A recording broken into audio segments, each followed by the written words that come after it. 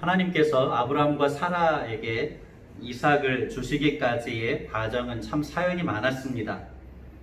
준다고 약속을 하셨으면 빨리 주시지 시간을 끌고 끌어서 정말 오랜 시간 동안 뜸을 들여서 모든 것을 다 포기하는 상황이 되어서야 이삭을 주셨습니다. 그때가 아브라함이 100세가 되었을 때이고 사라가 90세가 되었을 때입니다.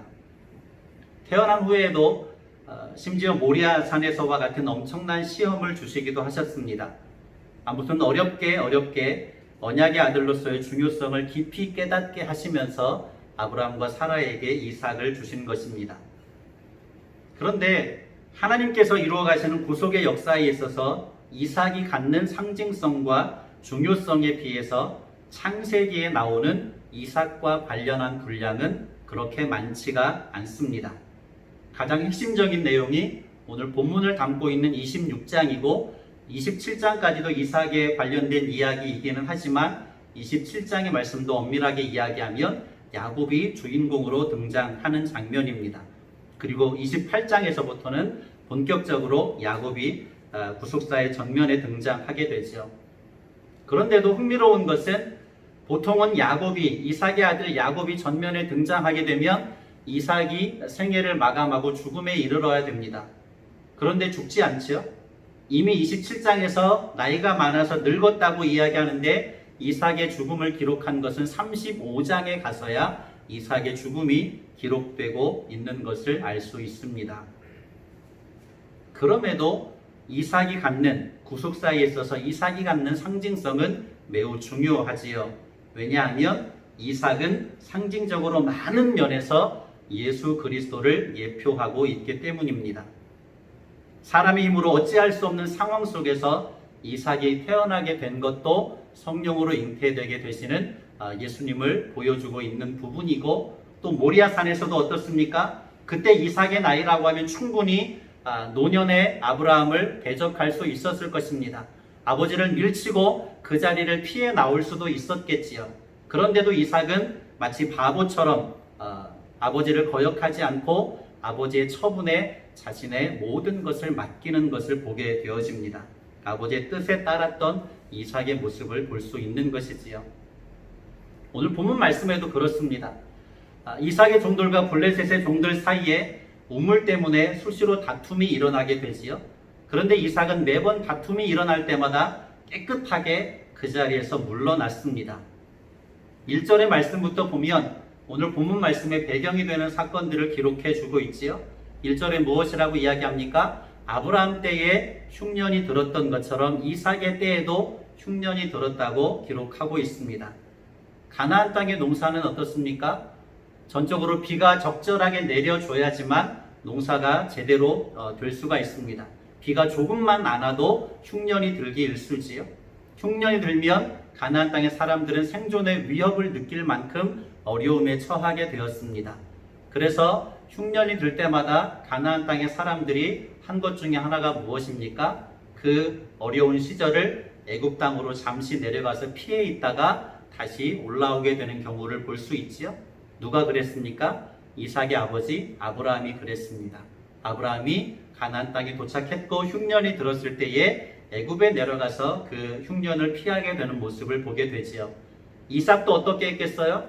흉년이 들었기 때문에 애굽으로 내려가고자 하는 생각을 가졌을 것입니다. 그런데 그때 누가 나타나셔요? 하나님께서 이삭에게 나타나십니다. 그리고 말씀하시지요. 애굽으로 내려가지 말아라. 그리고 내가 너에게 지시하는 그 땅에 거주하라 말씀합니다. 그러면 내가 너에게 지시하는 그 땅에 거주하면 내가 너에게 복을 줄 것이다. 그리고 이 모든 땅을 너의 자손들에게 줄 것이며 네 자손을 하늘의 별과 같이 번성하게 해 주시겠다는 약속을 주십니다. 아버지 아브라함에게 주셨던 약속을 아들 이삭에게도 그대로 들려주고 계시는 것이지요. 그 말씀대로 이삭은 순종했고 하나님께서 지시하신 그랄 땅에 거주하게 되고 그곳에서 농사를 했는데 몇 배의 소출을 얻었다고 말씀합니까? 100배의 소출을 얻게 되었다고 말씀합니다. 12절 13절을 같이 볼까요? 오늘 본문 창세기 26장 12절 13절입니다. 같이 봅니다. 이삭이 그 땅에서 농사하여 그 해에 100배나 얻었고 여호와께서 복을 주심으로 그 사람이 창대하고 왕성하며 마침내 거부가 되어. 아멘. 이렇게 어찌 보면 외지인이죠. 외지인이 그랄 땅에 들어와서 창대하게 되고 거부가 되었습니다. 그것을 블레셋 사람들이 어떻게 하게 되었어요? 시기하게 되었습니다. 그래서 딴지를 걸기 시작하는데 어떻게 합니까? 아브라함 때 팠던 우물들을 흙으로 메워버립니다. 그 가나안 지역에서 우물은 생존에 있어 절대적인 것이지요. 그런데 우물을 메워버리고 블레셋의 왕 아비멜렉이 이삭을 찾아오더니 네가 우리보다 강성하게 되었으니 이제는 우리를 떠나가라 말합니다. 사실상 추방 명령을 내린 것이지요. 이삭은 두말하지 않고 그곳을 떠납니다. 떠나기는 떠나는데 아주 멀리 떠난 것 같지는 않지요. 그랄 땅에서 그랄 골짜기로 옮겨갔습니다. 그곳에 장막을 치고 아버지 아브라함 때 팠던 우물을 다시 팝니다. 그 당시에 우물은 생존에 절대적이었고 우물을 파려고 하면 어떤 일이 필요했겠습니까? 지금처럼 우물을 팔 수 있는 장비가 잘 갖추어진 것도 아니었습니다. 변변한 장비도 없이 땅속으로 보통 몇 미터를 파고 들어갔냐면 30m에서 40m 이상을 파고 들어가야지만 물 근원을 얻을 수 있었습니다. 그래서 하나의 우물을 얻기까지는 아주 오랜 시간에 고된 노동을 필요로 했던 것이지요. 그랄 골짜기에 가서 이삭이 우물을 팠습니다. 그렇게 오랜 시간 동안 고된 노동을 해서 우물을 힘겹게 팠는데 그랄의 목자들이 찾아오더니 이 우물은 우리 것이라고 또다시 이삭의 목자들과 다투게 됩니다. 그렇게 다투는 모습을 보면서 이삭이 이름을 붙였는데 에색이라는 이름을 붙이지요. 다툼이라는 뜻입니다. 그리고 기꺼이 그 자리를 물러나서 또 다른 곳에 우물을 팝니다. 또 오랜 시간을 필요로 했겠지요. 고된 노동을 필요로 했을 것입니다. 다시 우물을 파서 우물을 얻게 되었는데 또다시 그랄 사람들이 와서 다툼이 일어나게 됩니다. 그 우물의 이름을 이삭이 신나라고 짓습니다. 반대 혹은 적대라는 뜻이지요. 또다시 이삭은 그곳을 물러나서 우물을 팝니다. 이번에는 조금 더 먼 곳으로 간 것 같아요. 그 먼 곳에서 우물을 팠더니 그제서야 다툼이 일어나지 않았습니다. 그 이름을 르호봇이라고 지었습니다.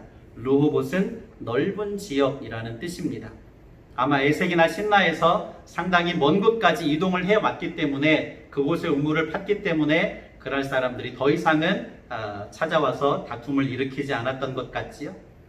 이삭은 다툼을 일으킬 때마다 일절 그들과 다투지 않고 물러나고 또 물러났습니다.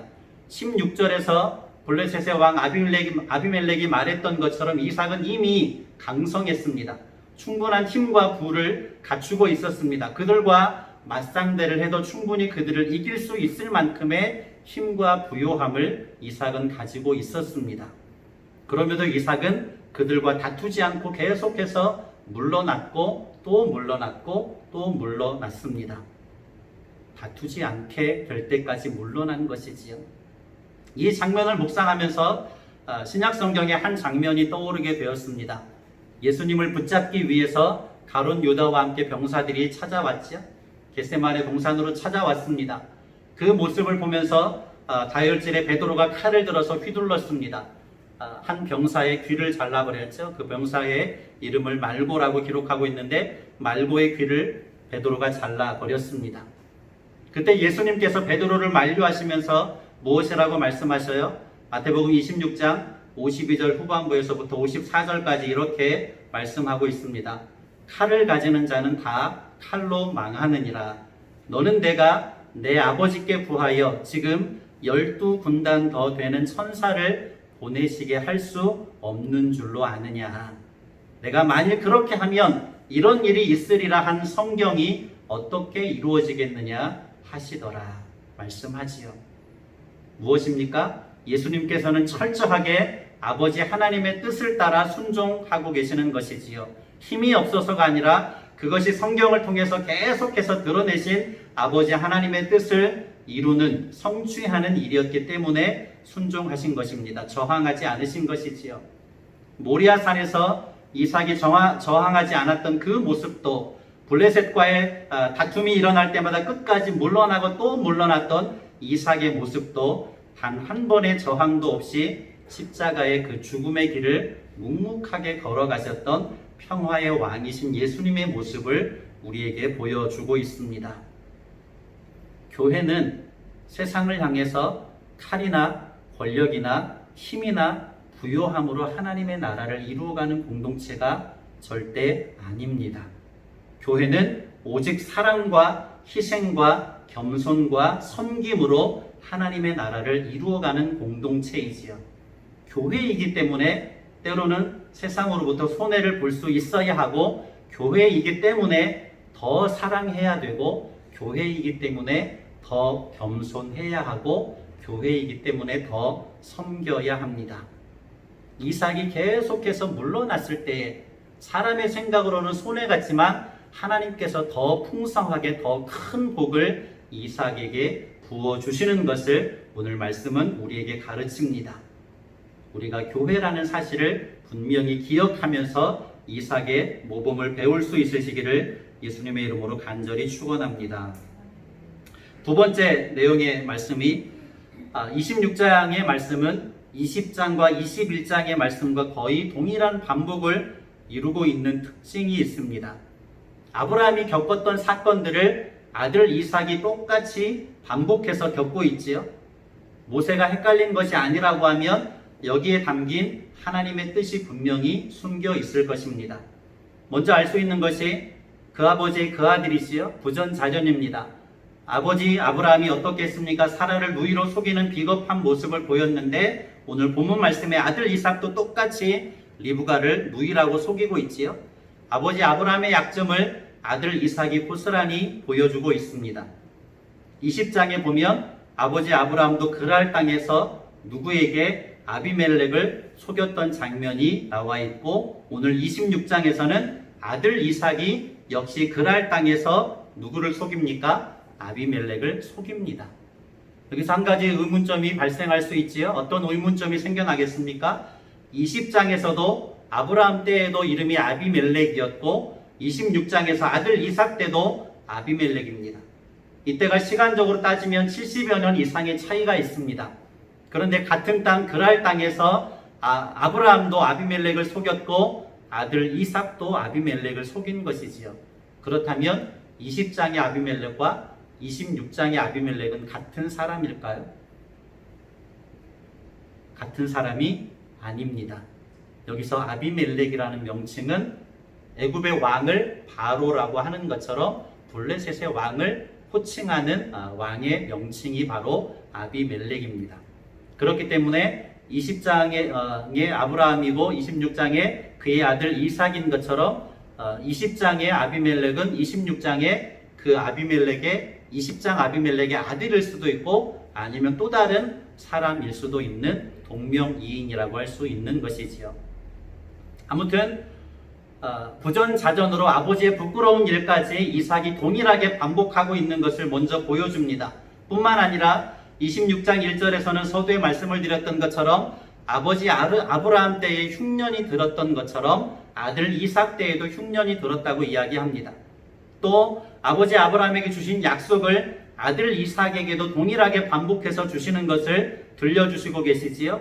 26장에도 두 번이나 말씀하십니다. 내게 복을 줄 것이다. 내가 내 자손에게 이 모든 땅을 줄 것이다. 내가 네 자손을 하늘의 별처럼 번성하게 해줄 것이다. 아브라함에게 주셨던 약속을 아들 이삭에게도 동일하게 반복해서 말씀하고 있습니다. 그것뿐 아니지요. 21장에서 아버지 아브라함이 그랄 땅에서 아비멜렉과 무슨 협정을 맺습니까? 평화의 협정을 맺습니다. 언약을 맺었습니다. 그런데 오늘 26장에서는 아들 이삭이 역시 누구와? 아비멜렉과 평화의 언약을 맺고 있습니다. 21장에서는 아비멜렉이 아브라함에게 무엇이라고 이야기했었습니까? 네가 무슨 일을 하든지 하나님이 너와 함께 계시도다 라고 하면서 아브라함을 찾아와서 이야기하고 협정을 맺었습니다. 그런데 26장에도 보면 아비멜렉이 찾아와서 이삭에게 이렇게 말합니다. 여호와께서 너와 함께 계심을 우리가 분명히 보았도다. 거의 똑같은 내용의 이야기를 하고 있지요. 21장에서 아버지 아브라함이 브엘세바에서 여호와의 이름을 부르며 제단을 쌓은 것처럼 26장에서는 아들 이삭이 역시 브엘세바에서 제단을 쌓고 여호와의 이름을 부릅니다. 역시 모세가 헷갈린 것이 아니라고 하면 하나님께서 의도적으로 섭리하셨고 반복해서 기록하게 하시는 것입니다. 무엇 때문일까요? 무엇 때문에 똑같은 사건들을 아버지 때에 또 아들 때에 경험하게 하시고 그것을 반복해서 기록하게 하셨을까요? 아담의 후손으로 태어난 모든 인생들은 죄인입니다. 아무리 믿음의 조상 아브라함이라고 할지라도 연약함을 가지고 있었던 죄인이었습니다. 그 모습을 성경은 가감없이 드러냅니다. 아무리 언약의 아들로서의 예수님의 그림자, 예수님의 모형, 예수님의 예표의 역할을 하고 있는 이삭이라고 할지라도 역시 연약함을 가지고 있는 죄인입니다. 하나님께서 이루어 가시는 구속의 역사는 아버지에게서 아들로 자연스럽게 유전처럼 이어지는 것이 아니지요. 하나님께서 주권적으로 역사하시고 섭리하셔서 계속되게 하시는 것입니다. 21장과 26장의 반복은 무엇을 보여주냐면 하나님께서 아브라함을 부르심으로 시작된 구속의 역사가 아들 이삭을 통해서 연결되고 있고 그의 자손들을 통해서 계속해서 이어지게 될 것임을 보여주고 있습니다.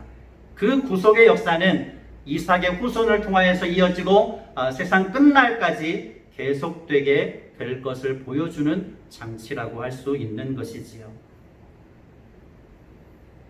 목양교회의 미래를 알 수 없습니다. 목양교회가 제 세대에만 반짝 존재했다가 문을 닫게 될 것인지 아니면 후임자를 세울 수 있을 만큼 조금 성장해서 더 오랜 시간을 이어갈 수 있을지 알 수 없습니다. 제가 가진 믿음이 제 딸들에게 잘 이어지게 될지 그것도 장담할 수 없습니다.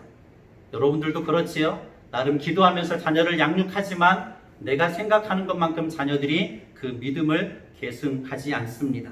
어찌 될지 알 수 없고 장담할 수 없습니다. 그러나 그럼에도 불구하고 확실한 것 한 가지가 무엇이냐면 하나님께서는 살아계셔서 역사하시는 분이라는 것이지요. 결코 죽은 신이 아닙니다. 하나님께서는 복음의 역사가 계속되게 하실 것입니다. 다만 우리는 주어진 시간 속에서 하나님의 뜻에 순종하는 성실함을 보여야 할 것이고 다만 우리는 후대들에게 우리의 믿음이 이어질 수 있도록 계속해서 기도해야 할 것입니다. 21세기를 목회하는 개척 목회자들은 가장 어려운 시절을 목회하고 있다고 할 수 있습니다. 제가 목회 10년이 넘었는데 가장 많이 묵상하고 기도하는 제목은 21세기를 목회하는 목회자들에게 가장 중요하게 주어진 사명은 앞에 선배들이 이루었던 어떤 교회의 예배의 모범들, 목회의 모범들을 우리 후배들에게 단절되지 않게 잘 연결해주는, 이어주는 역할을 해야 될 것 같다 하는 생각들을 많이 하게 됩니다. 그것이 아니라면 한국 교회도 유럽의 많은 교회들처럼 교회만, 건물만 번듯하게 세워져 있을 뿐 속은 텅텅 비어버리는 그런 상황들을 맞이하게 되겠지요. 저와 여러분들에게 주어진 시간 속에서 하나님께서 우리의 삶 가운데 부여하신 그 일들에 대하여서 성실하게 순종하고 그것을 후대들에게 믿음이 이어지도록 끊임없이 기도하며 나아갈 수 있으시기를 간절히 축원합니다. 마지막으로 오늘 본문 말씀의 제목이기도 하고 제가 가장 듣고 싶은 소리가 오늘 말씀 속에 담겨져 있습니다. 목회자 코너에도 이야기를 썼습니다만 성도라면 누구나 듣고 싶은 이야기이기도 할 것이지요. 간절한 마음으로 저와 여러분에게 축복합니다. 저와 여러분 모두가 세상의 많은 사람들에게 이제 너는 여호와께 복을 받은 자니라 하는 복된 말을 듣게 되시기를 축복합니다. 정말 내가 당신을 알고 지낸 지가 꽤 오랜 시간이 되었는데 한 가지 느낀 것이 있다면 당신이 믿는 하나님이 당신과 함께 계시는 것을 내가 분명히 보았고 당신을 복되게 하시는 것을 평안 가운데 인도해 주시는 것을 내가 확실히 알게 되었습니다. 이와 같은 복된 말을 들을 수 있는 믿음의 삶을 살 수 있으시기를 다시 한번 축복합니다. 12절 13절을 다시 볼까요? 12절 13절 이삭이 그 땅에서 농사하여 그 해에 100배나 얻었고 여호와께서 복을 주심으로 그 사람이 창대하고 왕성하며 마침내 거부가 되어. 아멘. 100배나 얻었다, 창대했다, 왕성했다, 거부가 되었다. 다 비슷한 표현들이죠. 무엇 때문에 이렇게 비슷한 표현들이 반복됩니까? 이삭에게 하나님께서 얼마나 큰 복을 내려주셨는지를 강조하고 있는 것입니다. 그런데 이삭이 이렇게 복을 받게 된 것에 대해서 26장에서는 그 근본을 가르쳐 줍니다. 무엇 때문에 하나님께서 이삭에게 이와 같은 복을 주셨습니까? 그것에 대해서 반복해서 드러나는 한 단어가 있지요. 무슨 단어일까요? 거주하다라는 단어입니다. 2절 후반절에 보면 내가 네게 지시하는 땅에 어떻게 하라? 거주하라. 3절 서두에 이 땅에 거류하면, 6절 말씀에 이삭이 그랄 땅에 거주하였더니, 8절 말씀에 이삭이 거기 오래 거주하였더니, 이어서 17절에도 이삭이 그곳을 떠나 그랄 골짜기에 장막을 치고 거기 거류하며. 이후에는 더 이상 거주하다는 말이 나오지 않지만 분명한 것은 이삭이 애굽으로 내려가지 않고 하나님께서 지시하신 그랄 땅에 계속해서 거주했습니다. 머물렀습니다.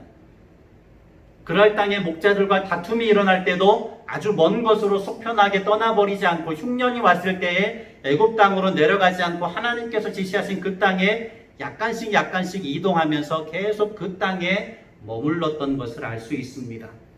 그곳에 거주했습니다. 하나님께서 지시하신 그 말씀대로 그 땅에 거주했고, 하나님께서는 약속대로 이삭에게 큰 복을, 창대하고 왕성하고 거부가 되는 복을 내려주신 것이지요. 28절에 말씀을 듣습니다. 하나님께서 지시하신 대로 그 땅에 머물렀을 때에 이삭은 최고의 칭송을 듣지요. 28절의 말씀, 그들이 이르되 여호와께서 너와 함께 계심을 우리가 분명히 보았으므로 우리의 사이 곧 우리와 너 사이에 맹세하여 너와 계약을 맺으리라 말하였노라. 아멘. 아비멜렉은 이삭의 우물을 메워버렸지요. 그 땅에서 쫓아내었습니다. 우물을 메워버리고 그 땅에서 쫓아냈음에도 불구하고 이삭이 창대하게 되는 것을, 거부가 되는 것을 도저히 막을 수가 없다는 사실을 누가 깨달아요? 아비멜렉이 깨닫습니다. 그와 적이 될 수 없다면 이제 어떻게 해야 됩니까? 그를 동료로 삼아야 되지요. 동맹을 맺어야 합니다. 더 이상 자신들의 힘으로 이삭을 감당해낼 수 없을 만큼 이삭은 거부가 되어 있는 것이지요. 그래서 평화의 협정을 맺고자 이삭을 찾아왔습니다. 그리고 또다시 말하지요. 29절입니다. 29절, 너는 우리를 해하지 말라.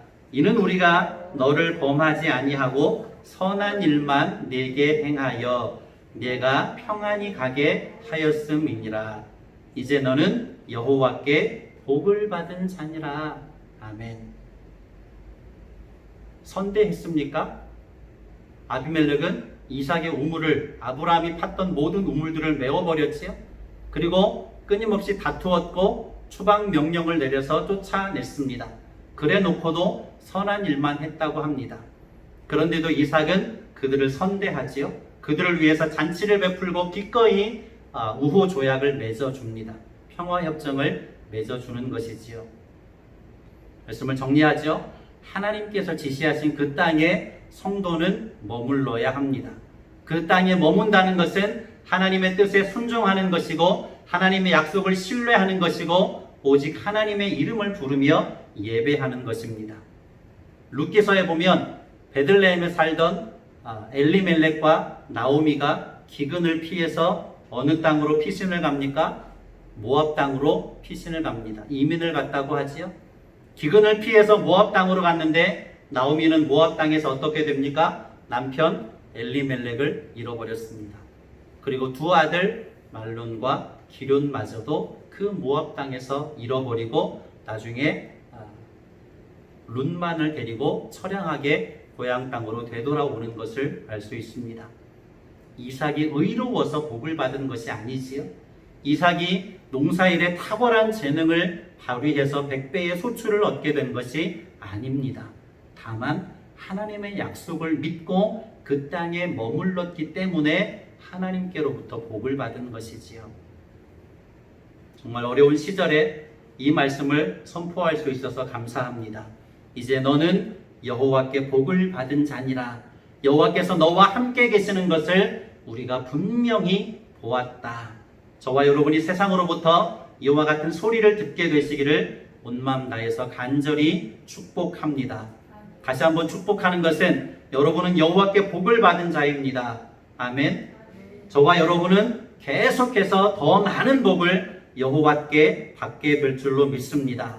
임마누엘 하나님은 언제나 항상 우리와 함께 계실 것이고 우리와 동행해 주실 것이고 우리를 눈동자와 같이 지켜주실 것입니다.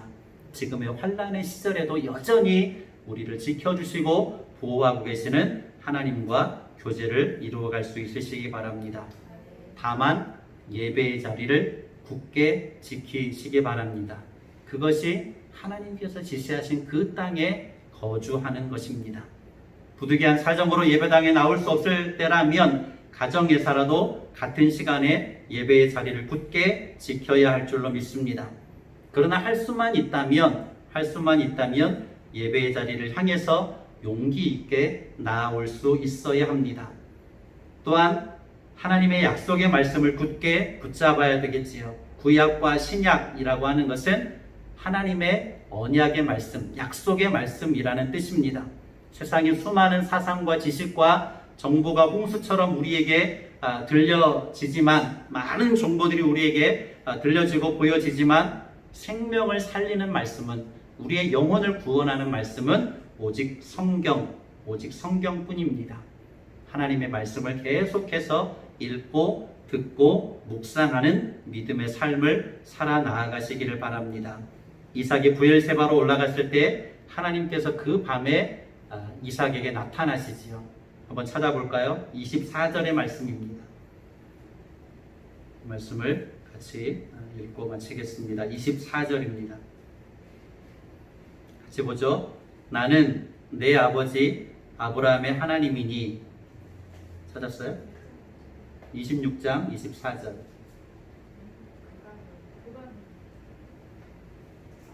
그 밤에부터 읽겠습니다. 24절.